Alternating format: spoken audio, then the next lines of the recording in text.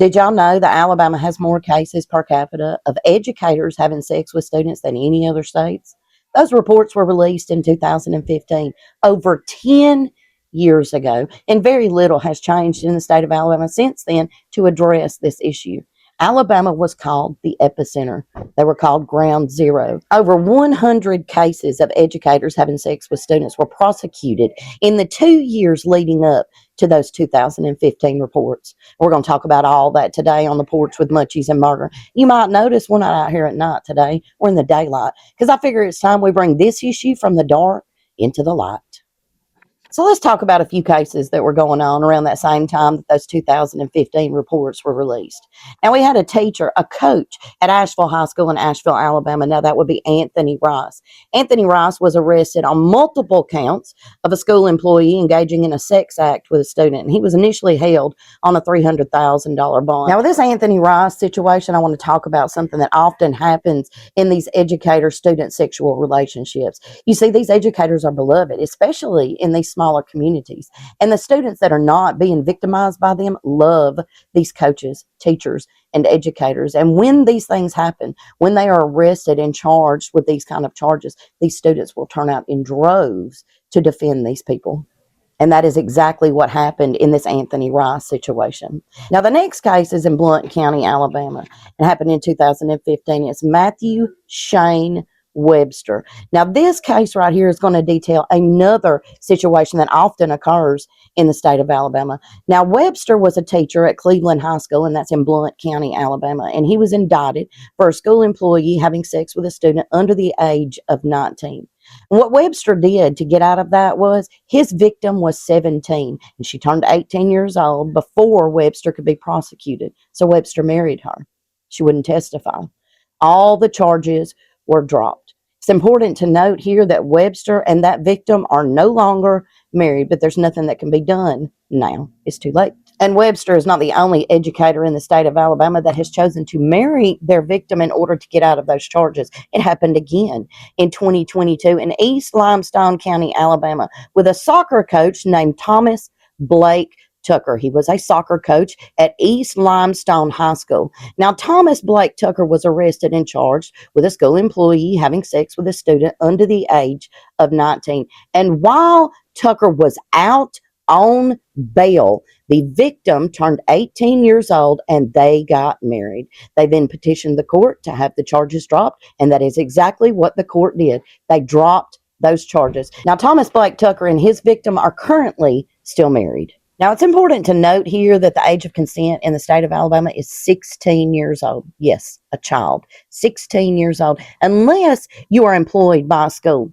Now, this rule right here for school employees falls under Alabama Code 13-6-81, and it states that no school employee can have a sexual relationship with any student under the age of 19. Now, I'm going to talk about two cases that happened shortly after those 2015 reports came out that challenge this rule. Both of these teachers stated that, in their opinion, because the age of consent in the state of Alabama is 16, that they should be allowed to sleep with their students. Let that sink in for just, I'm just going to let that sink in for just a second.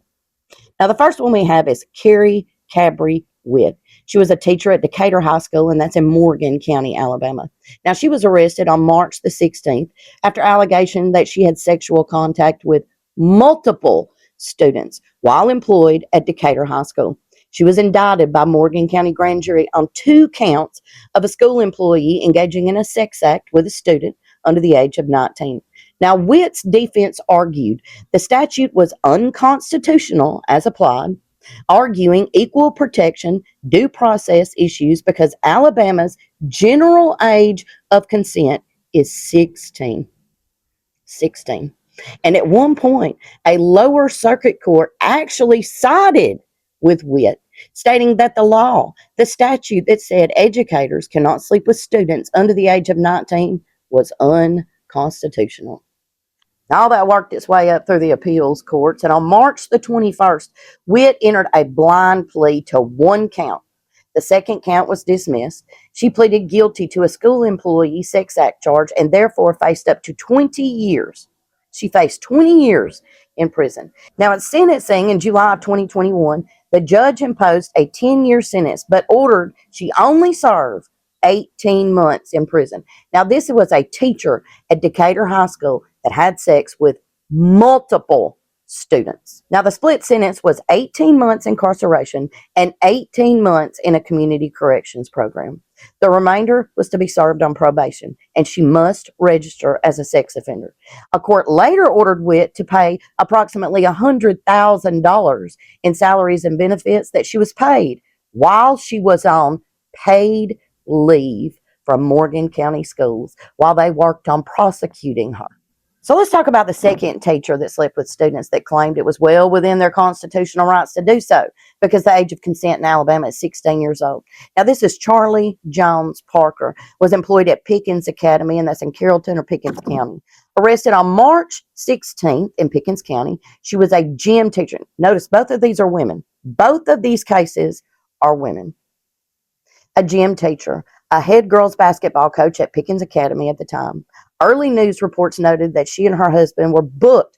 Both her and her husband assaulted these children. It's important to note that at this point. They were both booked in March of 2016. Initially charged with a school employee sex offenses for alleged sexual relations with a student under the age of 19. Later, a grand jury returned additional indictments.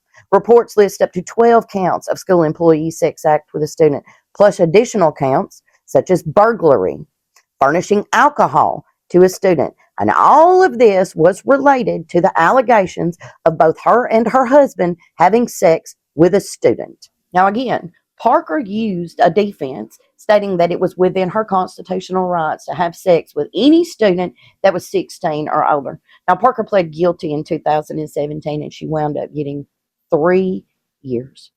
3 years for a woman who both her and her husband targeted students, groomed them, gave them illicit substances, and assaulted them. And this woman only got 3 years. And as if the defense that was used by Parker wasn't bad enough, we now know, because one of the victims sued Pickens County school system, that the school knew that these assaults were occurring and they did nothing to stop it. Now let's get into some more of these educators that have been arrested in the state of Alabama since those reports came out in 2015. Now, there are 67 counties in the state of Alabama. I did not find a single county that has not had at least one educator that was arrested for having sex with students. Now let's go back to 2019-2020. Whitney Mizell, she was a substitute teacher in the Ragland area. Now that's St. Clair County school system. She was charged with sexual intercourse with students, multiple, under the age of 19. She pled guilty to those sex crime charges involving those students.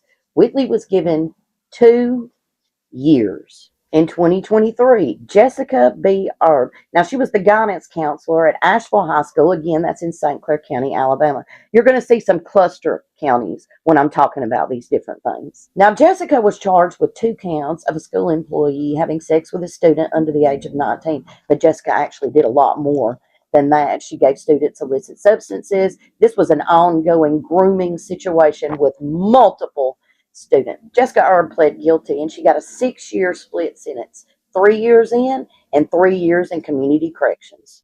And Jessica Erb wasn't just an employee at Asheville High School. She wasn't just a guidance counselor. She was a foster parent. She had multiple teenagers in her home. She also volunteered at several churches. She had access to children all over the place. And she got a 6-year split sentence. Now we move to 2023. None of these cases have been prosecuted yet. Let me just tell you that ahead of time. None of these cases. Now, 2023 takes us to Mobile County and Faith Academy with Jonathan Sowers. Jonathan was charged with sodomy and a school employee having sex with a student under the age of 19. Now, 2024. Luis Vasquez, Aniana Middle School, Blount County, Alabama, charged with solicitation and a school employee engaging in a sex act. This case is also not done yet. Lewis was caught up in a sting. You know, those stings that they run where they have a law enforcement official hop online and impersonate a child, and all these different people say they want to, with the child, and then they show up and get arrested. That's what happened to Luis Vasquez. We're about to jump to 2025, guys. Now, I've not covered all the cases that have gone on since 2015. There are literally hundreds and hundreds of cases. I'm just trying to show you a pattern here so you know exactly what is going on in Alabama schools, because 2025, honey, that really heated up. 2025, Jill Campbell, Opelika Middle School, and that's in Lee County, Alabama, charged with second-degree rape and sodomy involving a former student. And it's important to note here that they believe Jill has many, many more victims that have not come forward yet. Again, in 2025, Sarah Logan, North River Christian Academy, and that's in Tuscaloosa County, charged with a school employee engaging in a sex act with a student. Again, it is believed that Sarah likely has more victims. Roderick Peyton Ramsey, Sipsey Valley High School, and that's in Tuscaloosa County, Alabama, charged with second-degree rape, sodomy, and a school employee engaging in a sex act. Again, this case has not been completed. 2025, Tyler Miguel Armistad, Hillcrest High School, again in Tuscaloosa County, charged with first-degree sexual abuse and a school employee having sexual contact with a student under the age of 19. This case has not been completed. 2025, Tyler Patrick Easter, Odenville Middle School in St. Clair County, Alabama, charged with solicitation of a sex act with a student under the age of 19. This case has not been completed. 2026, Roderick Granger, Aliceville High School. Now, this is another cluster that just happened in Pickens County, Alabama, charged with child pornography related offenses. Roderick Granger was producing CSAM content with students in the Pickens County school system. 2026, part of this same cluster, Lakeitha Wilkins, Aliceville Elementary School, at an elementary school, again in Pickens County, Alabama, charged with possession and dissemination of CSAM content. Again, part of that same cluster that was just busted in Pickens County, Alabama. Antavius Belgrave, Pickens County school employee, charged with sexual misconduct, indecent exposure, and ethics violations. Now, the ethics violation for Antavius Belgrave is because he failed to report abuse that he knew was going on. So not only are some of these employees abusing these children, they are aware that other school employees are also abusing the children, and they are not reporting it. Still in Pickens County, Alabama, Winston Bishop, Aliceville High School, charged with solicitation and possession of child pornography and other related offenses. 4 people within the Pickens County School District were producing CSAM content, distributing it, and knew of other abuses that were going on and did not report them. I'm going to go ahead and stop right there when it comes to specific cases, y'all, because I think you get the gist. And for people who don't look at this all the time, hearing all of that at once and understanding how deep this problem is can be very overwhelming. Now we're going to talk about something else right here. One of the ways that this keeps happening, before they're finally caught, because typically a predator, when finally caught, has at least 10 victims that nobody knew about. So we have a system that's utilized in a lot of schools in the state of Alabama called Pass the Trash. What happens in these situations is an educator, a teacher, a coach, a custodian, a guidance counselor, might be a cheer coach, might be a dance line coach, might be just somebody that volunteers at the school. They're grooming kids. They're blurring that line between adult and child, between educator and student. They're normalizing things in that situation that should not be normalized, but they haven't quite put their toe over the line yet. There's been no sexual talk in the conversations yet. There's been no photos shared. There's been no physical contact, but they get caught. Somebody reports it, says they feel it's inappropriate. The administration for the schools, or maybe the Board of Education, will look at the situation, and they'll determine that that teacher, educator, coach, custodian, volunteer should be allowed to resign and go work at another school. They don't prosecute them. And there is no database that is keeping up with these educators who have been inappropriate, but it hasn't quite reached the level of criminal activity. So they're just kicked to another school. We've seen it happen at St. Clair County High School. We've seen it happen at Asheville High School. We've seen it happen at Moody High School. We've seen it happen at school after school after school in the state of Alabama. And then these educators find new victims to groom. And hopefully at the new school, they're caught before they can reach criminal activity again. But eventually they're caught. Sometimes it takes 10 years. Sometimes it takes 20. Now, let's be real clear right here. This is not an attack on educators. I know some amazing educators in the state of Alabama. This is a conversation with facts and documented cases about an ongoing epidemic in this state that needs to be addressed. There are things that we can do that can stop a lot of this in its tracks. So the first thing you can do starts at home. You need to talk to your kids openly and honestly and give them a place where they can come and talk about anything without judgment. And I know that's really hard as a parent because they're going to do things that you don't like and you're going to want to judge them. But if you do that, when something like this happens, if an educator steps over the line, they're not going to come and talk to you because they're going to be scared of what kind of judgment they're going to get. So you talk to your kids. You be open about these things. You talk about what's appropriate and what's not and what they should come and tell you and who they should be comfortable talking to about these kinds of things. Now, outside of that, there's some things we can do in the state of Alabama to slow this stuff down. For one, any resignations in the state of Alabama should be able to be publicly tracked. If you resign from a school, we should be able to see why. What's written on that paper? Why did you leave? Why did you make that decision? Were there any contributing factors that we need to know about? Alabama should also maintain a centralized educator misconduct database. That's right. If you're an educator in the state of Alabama and you have any documented misconduct, it should go into a database.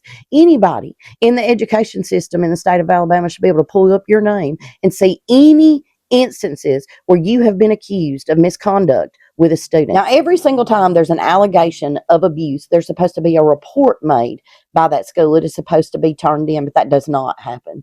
We have found several schools across the state of Alabama in the last year that had multiple reports that were never turned in. There should be statewide mandated reporting audits. They need to go into the school, look at the reports for the allegations, and make sure that they have been reported. Educator boundary training is another thing that Alabama needs. It should be standardized across the entire state and should be a required course every single year. Now, the state of Alabama could raise the age of consent. That'd slow a lot of this down. They could raise it from 16 to 18 across the board, no matter who you are, who you work for. No longer would an educator in the state of Alabama be able to use the defense that it was a violation of their constitutional rights and that they should be allowed to sleep with any student that's at least 16 years old. Because again, that is the age of consent in the state of Alabama. Another thing that the state of Alabama could do is raise the statute of limitation on sex crimes, especially when it applies to children. Yep. If you would raise the statute of limitations, you'd see a lot more people come forward. You see, when those victims are groomed, they're taught not to say anything. They're terrified.